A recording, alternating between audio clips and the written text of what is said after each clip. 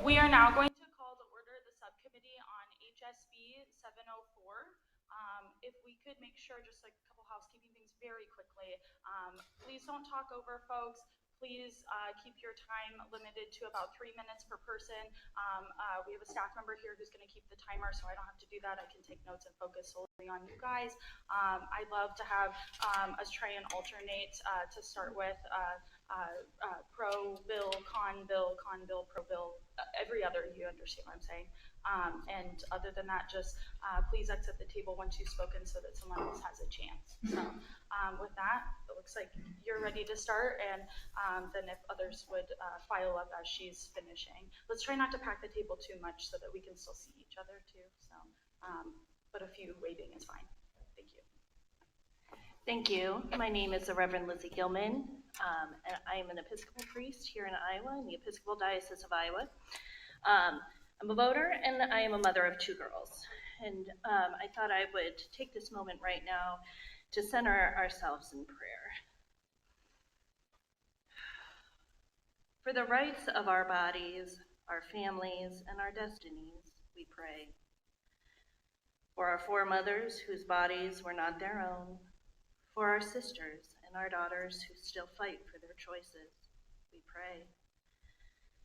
We pray and we demand, with the voice of Mary's own consent, as the backbone of the divine intention, for us to have and to hold the rights over our own selves. May our hopes for the world root out the corrosive control over bodies, another step towards justice for those marginalized by the powerful. May our autonomy be blessed. May our autonomy be strengthened. May our autonomy empower us in our divine bodies to never relinquish that which is ours. Amen. I oppose this bill, and I ask why this body feels so comfortable asking half of Iowa to relinquish that which is ours. Thank you.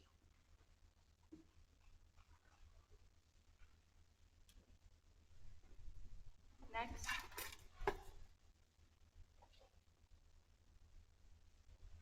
And again, a couple folks can sit waiting to take so we don't take too much time in between.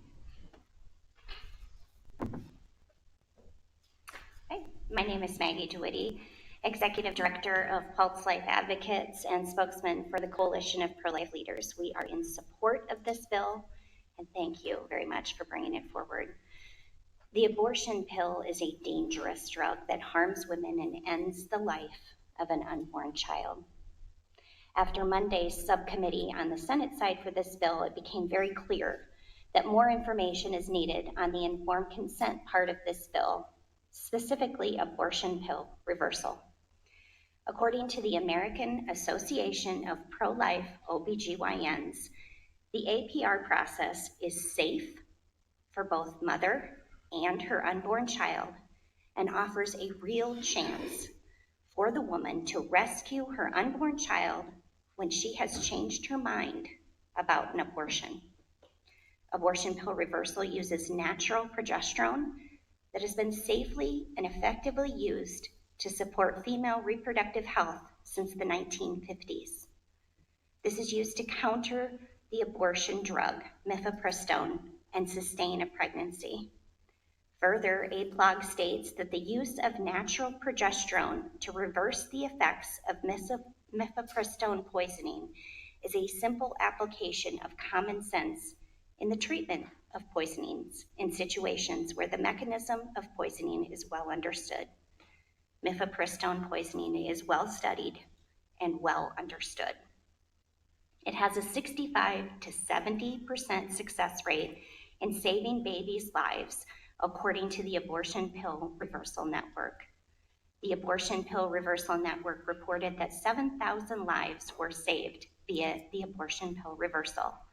This network is managed by Heartbeat International, the largest network of pregnancy health organizations in the world, and consists of over 1,500 medical providers that facilitate the abortion pill reversal. APR is supported by the medical community, including the American Association of OBGYNs and over 1,500 providers across the country. There are children walking this earth today because of abortion pill reversal. And if we truly care about Iowa women, we will want them to have all the information they need. Additionally, when this was first introduced in 2000, it required 3 in-person visits. It could only be dispensed by a physician and required follow-up care and reporting of adverse events. Now, this drug has virtually no restrictions and can be shipped through the mail directly to the woman's home with no oversight or physical examination from a doctor. This bill will restore some of the initial safeguards, such as an in-person physical examination by a physician. Thank you very much for bringing this forward.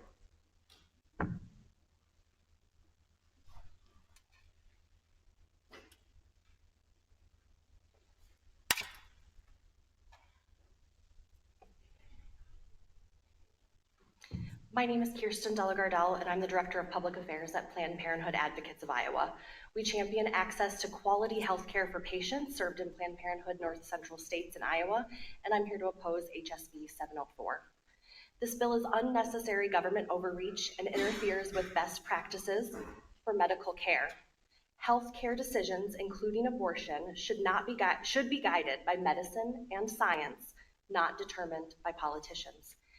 HSB 704 requires a range of state-mandated biased counseling about so-called risks of medication abortion and inaccurate patient-informed consent provisions related to medication abortion.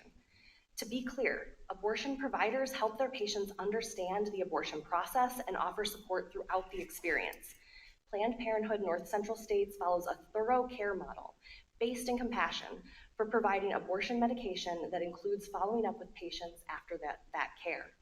This process includes sharing verbal and written information about the procedure, providing patients with a phone number for an on-call nurse for follow-up care as needed, and completing direct follow-up both 1 week and 4 weeks after the procedure.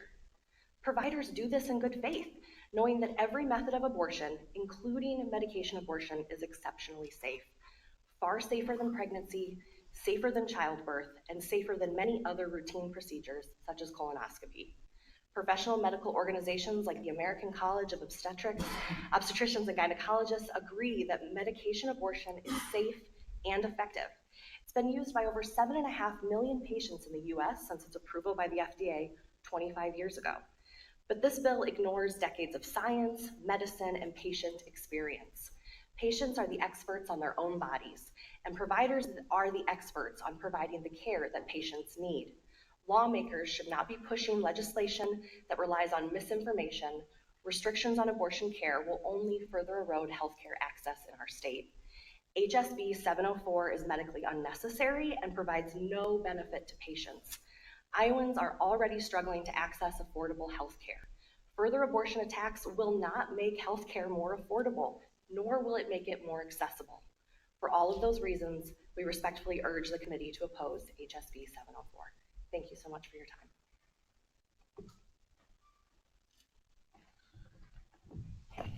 I'm Jeff Pitt, speaking for the Iowa Faith and Freedom Coalition. Thank you for the chance to speak today. We strongly support the bill. Iowa's fetal heartbeat law should protect every innocent, in-state, unborn baby with a detectable heartbeat.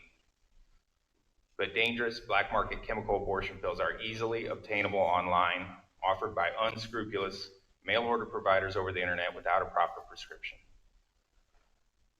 This makes a mockery of Iowa law. Not only are these pills deadly to their intended targets, babies, but experts commonly conclude that the complications to aborting mothers are likely to be vastly underreported. In fact, new research shows that mifepristone is much more dangerous than the label says.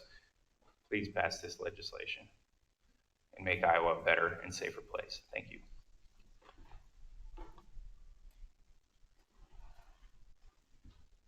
Good morning, everyone, and thank you for the opportunity to speak here today. Order, if you just push your, I want everyone. There you go. I thought it was those sticks. Sorry. Thank you so much, Representative. I appreciate it. My name is Jen DeCook. I am an attorney, I'm a wife, and I'm a mom to 2 boys, ages 11 and 13. When I was in law school, I forgot to take my birth control pills because of the stress of my first year of finals, and I got pregnant.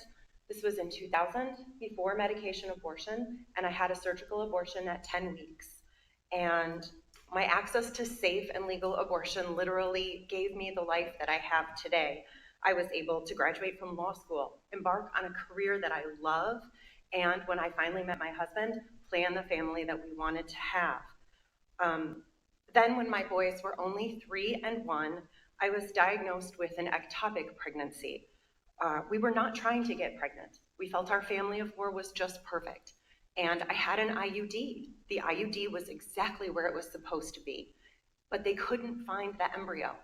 I was pregnant, my pregnancy hormone levels were rising, but nowhere to be found in my uterus, my fallopian tubes, or anywhere in my abdomen was that embryo.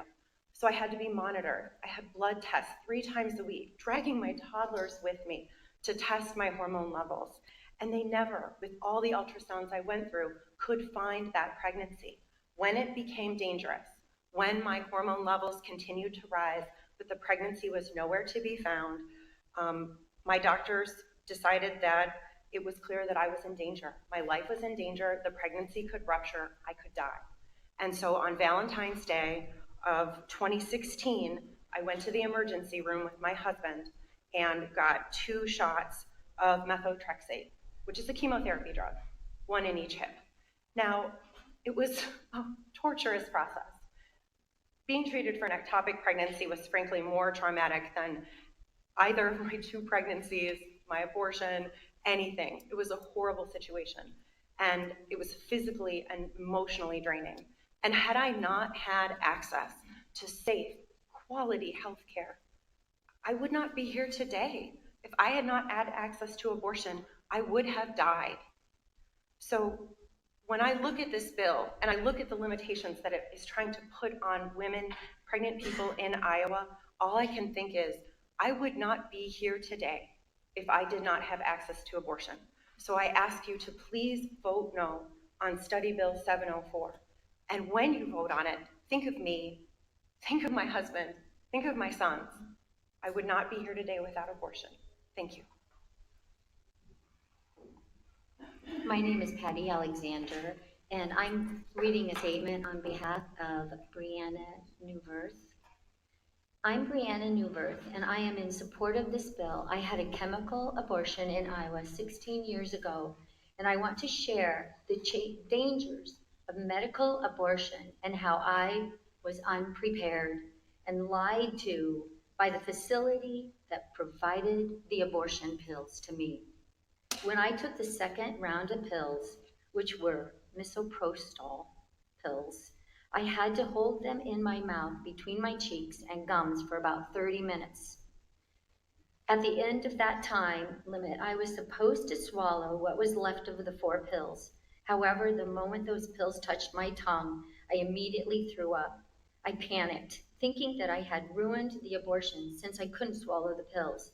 I called an emergency hotline number that they gave to me to see if I needed to get more pills. However, they advised that this is a normal reaction to the pills. In fact, that's why they had to be held in my cheeks for some time before attempting to swallow them. I couldn't help but wonder why I wasn't warned about this, if it was a perfectly normal reaction to the pills. Another part of the abortion that I was not warned about was the amount of pain and blood that I would experience. It was absolutely awful. I honestly thought that I was dying that night. It was a terrifying experience, and I was all alone throughout the whole process. The physical recovery was long. It took 2 months for the bleeding to stop. Since my abortion, I've gone on to have 3 natural, unmedicated births and 2 miscarriages, and I still have never bled even close to what I did during that abortion. I was never so scared in my life I was never scared for my life during my regular pregnancies or even my natural miscarriages. But during that medical abortion, I was absolutely terrified. It was an unnatural and horrible experience. I was also not advised on how the pills actually ended the life of my baby. Many years after the abortion, I found out that the pill The first pill I took at the facility that day, mifepristone, effectively cut off the supply of oxygen and nutrients to the baby. Essentially, my baby was suffocated and starved to death. Finally, they showed me a fake ultrasound image of the baby and told me that it wasn't a baby yet. However, years later, I was able to obtain a copy of my medical records and saw proof of the real ultrasound showing that it was a baby and it had a heartbeat. They intentionally lied to me to make sure I would go through with the abortion. I felt coerced into the abortion by the actual facility that provided the pills. Thank you.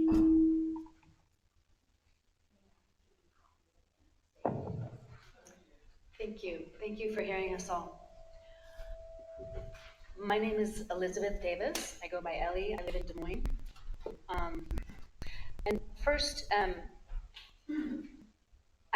been hearing a lot these days about people I who am have so never. sorry. I Please think won't it's take your this time. one. Can you just turn that one off? It's what makes the sound. Thank you so much. I'm so sorry. That's okay. Thank you.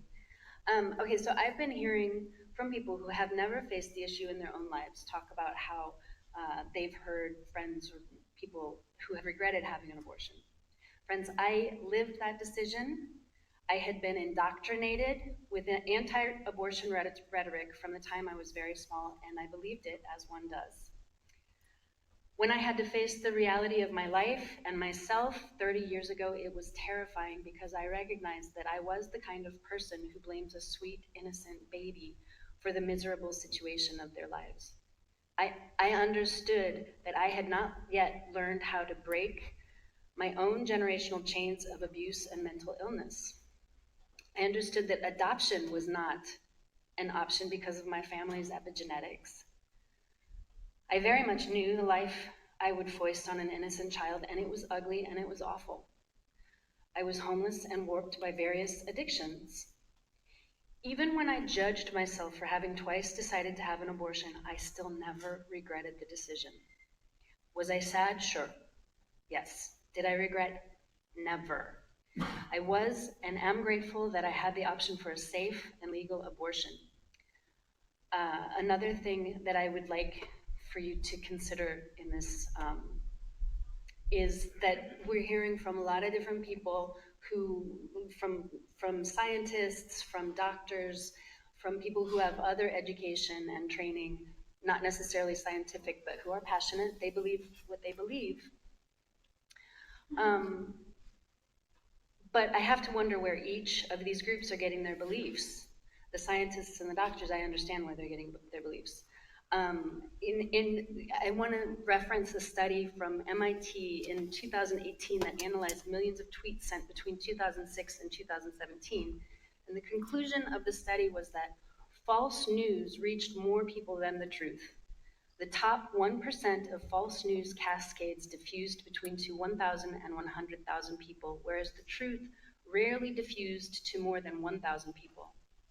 Falsehood also diffused faster than the truth. The degree of novelty and the emotional reactions of recipients may be responsible for the differences observed. As trusted servants of the people, you owe it to your constituents to be sure beyond a shadow of a doubt that the information you are basing your opinion, which will become the law that governs all Iowans, is based on facts, not hearsay. Thank you.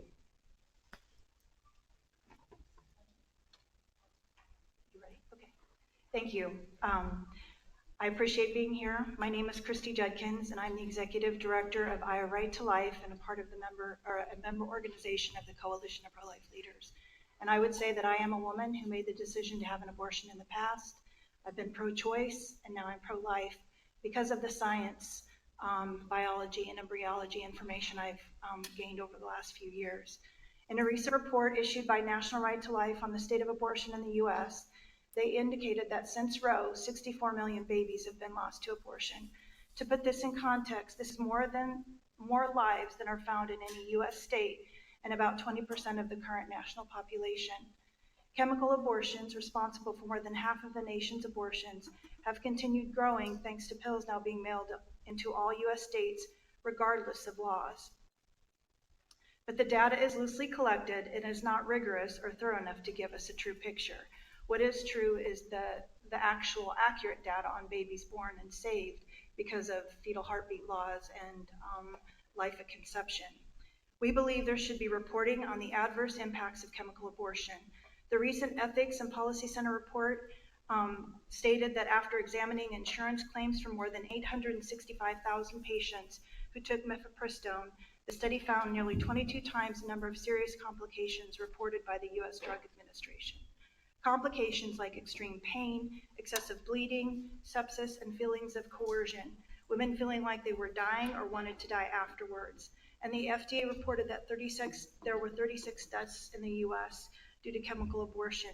Women should be given credit to apply their intelligence so they can understand and know the complications from taking the abortion pill, as well as be provided the information about the reversal pill when they have doubts about what they have done. This is protective and true patient care and legitimately empowering women. Ironically, there are legislators that are putting forth a bill to legalize physician-assisted suicide, and it includes language to ensure all information be provided to the patient for adequate decision-making. Those in opposition to this bill do not want the same courtesy given to women facing a crisis pregnancy. Additionally, we agree the language that only licensed, certified, and authorized healthcare providers should be dispensing the drug, and that there should be accountability for anyone who disregards the law and the right to private cause of action. For these reasons, Our Right to Life supports this bill, and thank you very much for bringing it forward. Hi there, my name is Laura Hesberg. I'm with the Iowa Coalition Against Domestic Violence. We urge you to oppose this bill. We acknowledge a shared concern for maternal health, but we feel this bill misses the mark. It creates unnecessary barriers to patient access to safe health care and requires physicians to give medically inaccurate and misleading information to patients, which negatively impacts patients' safety and health. Abortion is an essential component of comprehensive medical care for all Iowans. For victims of rape and abuse, their safety and lives can depend on timely access to birth control and abortion services when unintended pregnancy increases their risk of violence and limits their options for safety more broadly. In this regard, there's a provision requiring physicians to perform an additional in-person screening directly related to coercion or abuse. We believe this is particularly unnecessary and harmful. We support physician screening protocols for violence and appreciate that abortion providers already do this, and in fact they are uniquely skilled and qualified in ensuring individuals are making autonomous, informed decisions. So this not only adds another barrier, but perpetuates a false and misleading assumption that women are routinely coerced into having abortions. Most often, DV victims are coerced into pregnancy, which increases their risk to their safety and health as well as their children. And rape victims do not need an additional screening to confirm the certainty of their decision.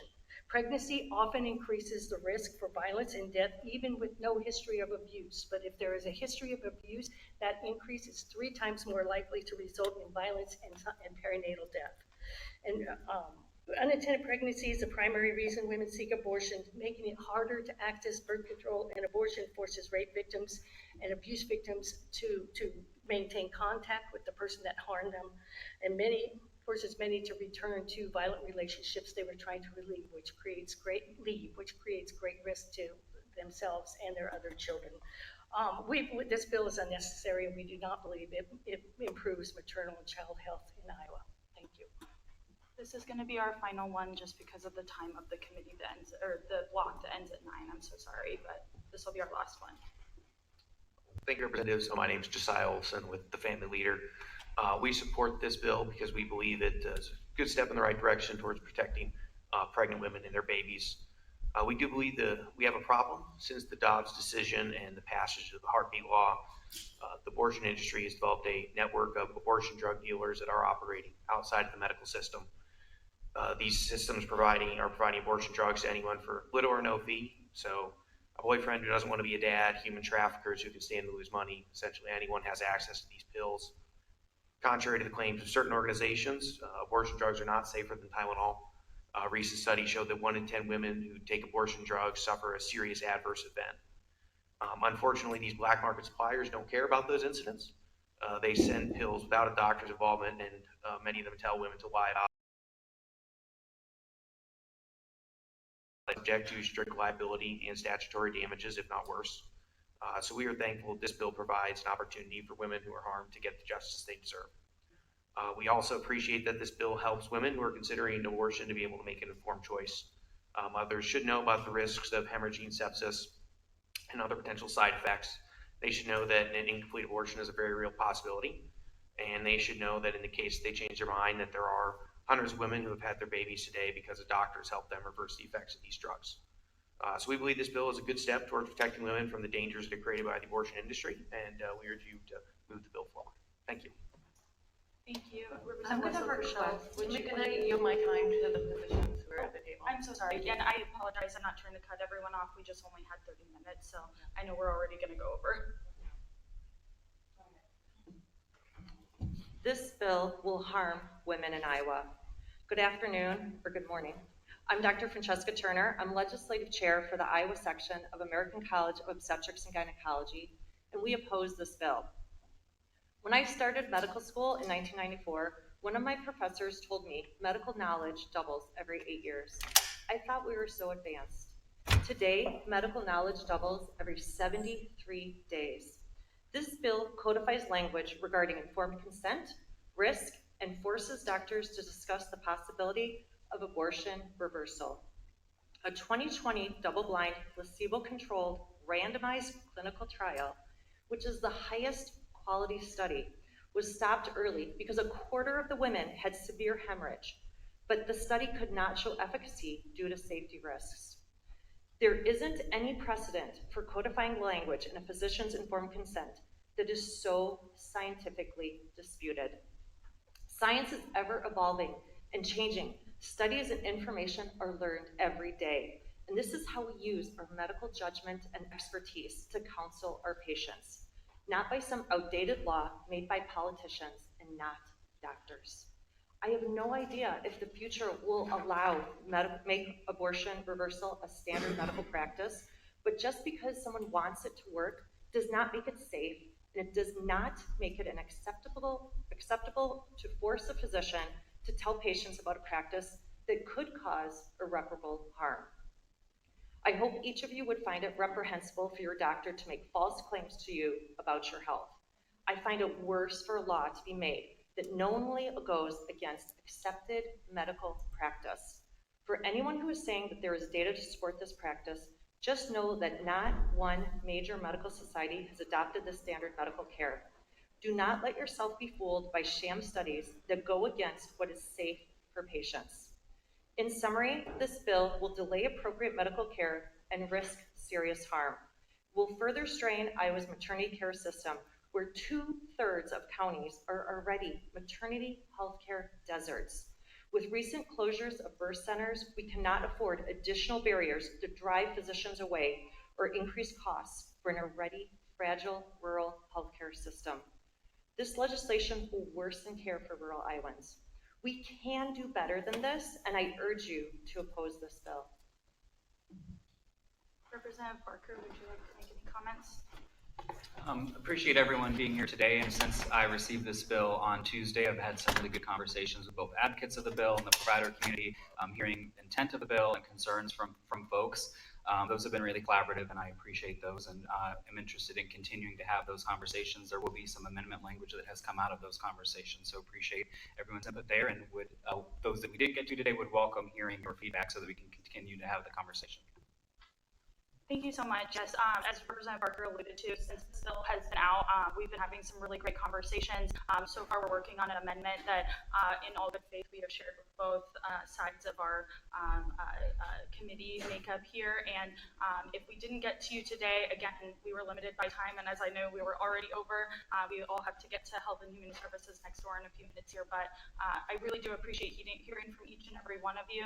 I encourage you to continue following this bill and giving us your feedback. I also encourage you to take a look at things like, some of the misinformation that might be being spread about the section of warnings and whatnot.